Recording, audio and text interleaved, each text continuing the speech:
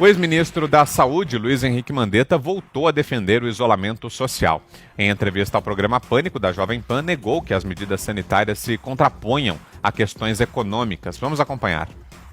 Na primeira semana que a gente fez de isolamento, já estavam falando exatamente esse discurso que você está falando. Vai quebrar todo mundo, uma semana, 2 semanas nós vamos quebrar, nós não podemos fazer isso, nós temos que viver a vida como ela é. Vamos tocar a economia, vamos correr, porque senão a economia vai acabar. Isso é um falso dilema. Nós íamos só assistir, né?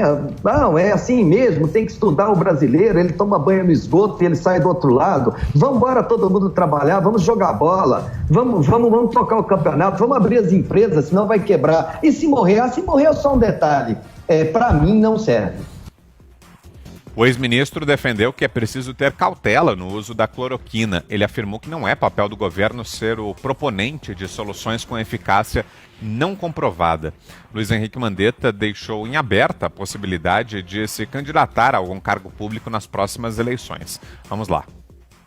Todo brasileiro tem direito a pensar em ser candidato a qualquer momento na sua vida. Hoje não tem nenhuma eleição que eu vá disputar nessas eleições municipais, nem de vereador, nem de prefeito.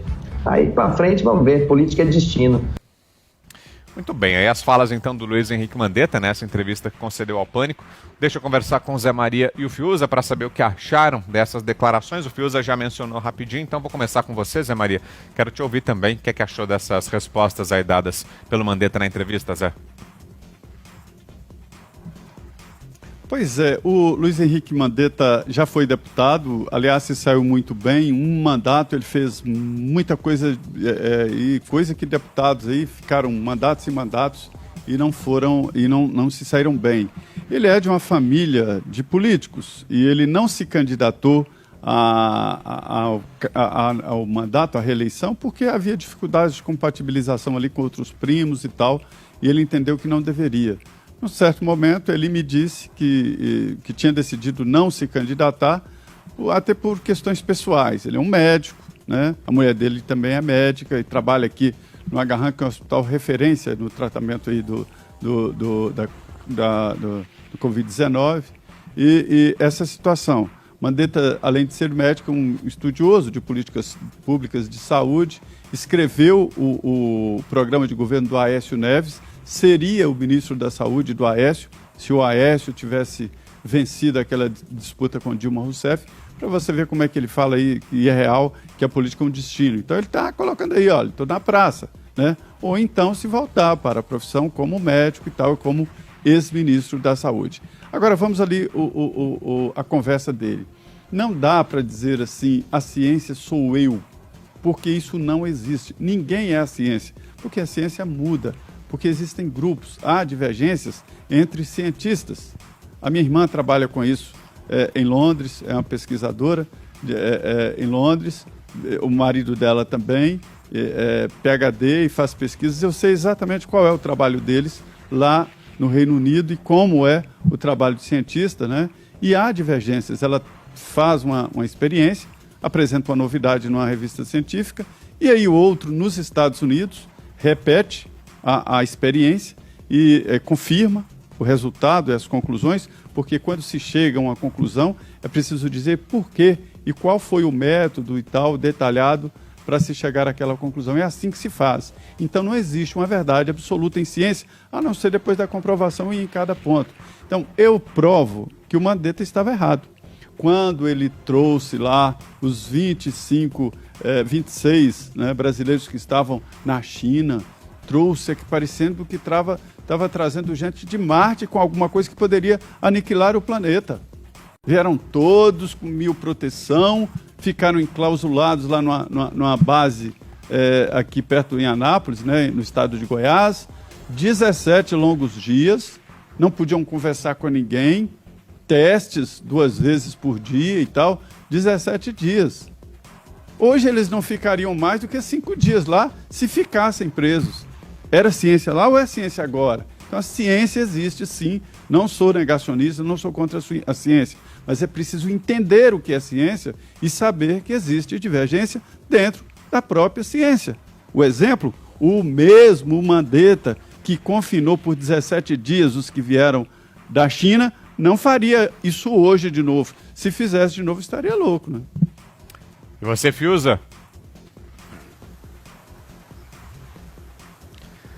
Ô Mandetta, você disse que disseram, né, que se morrer de coronavírus é detalhe. Você disse isso, a gente acabou de ver aqui no vídeo. Você está se referindo a quem? Quem foi, Mandetta, que disse que se morrer de coronavírus é um detalhe? Você precisa demonstrar. A gente imagina a quem você está querendo se referir. Mas essa fala com reticências, essa fala subliminar, com esse nível de gravidade, né, você está acusando alguém de ser um rato, você sabe disso, né? Se morrer é um detalhe? Quem foi que falou isso? Eu não ouvi ninguém que eu conheça, de nome e sobrenome, eu não conheço ninguém que tenha falado isso. Mas você conhece, Mandetta, então acho que você devia demonstrar. Você devia, a partir dessa acusação muito grave que você faz, você devia demonstrar. Quem foi que falou que se morrer de coronavírus é um detalhe? Olha, Mandetta, eu se fosse ex-ministro da Saúde, eu faria algumas coisas diferentes do que você fez. Primeiro, eu não sairia do meu cargo me abraçando e me beijando com todo mundo depois de passar um mês, foi mais ou menos esse período que você ficou, dando aquelas coletivas lá, dizendo que se não houvesse, se as pessoas, né, tivessem contato físico, elas estavam botando vidas em risco. Você não tem vergonha, não, Mandetta, daquela cena que todo mundo viu?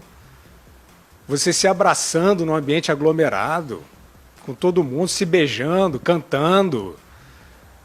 Você acha que todo mundo esquece esse tipo de coisa? Então eu faria isso. A outra coisa que eu faria é o seguinte: você está aí falando do lockdown, você, como vários outros, estão usando isso como plataforma política. Então, se for ciência, eu quero perguntar a você, como ex-ministro da Saúde, com que fator de contágio doméstico você está trabalhando? Como é que você pode afirmar que ficar em casa, que a população inteira dentro de casa é seguro, se você não apresentar o fator de contágio? Em Nova York, nós já cansamos de falar aqui, né? A principal razão de ocupação hospitalar é de infectados que vieram da quarentena. Então essa ciência sua, Mandetta, ela é de pé quebrado. Nem a OMS, nem cientista nenhum no mundo sabe afirmar isso. A única coisa que todo mundo sabe afirmar é que precisa isolar os vulneráveis e que a circulação tem que ser restrita, que não pode ter aglomeração, coisa que você não respeitou. Agora, para completar, eu queria te perguntar o seguinte, a você, ao Covas, a todos os gestores aí que estão apregoando isso como uma religião, né?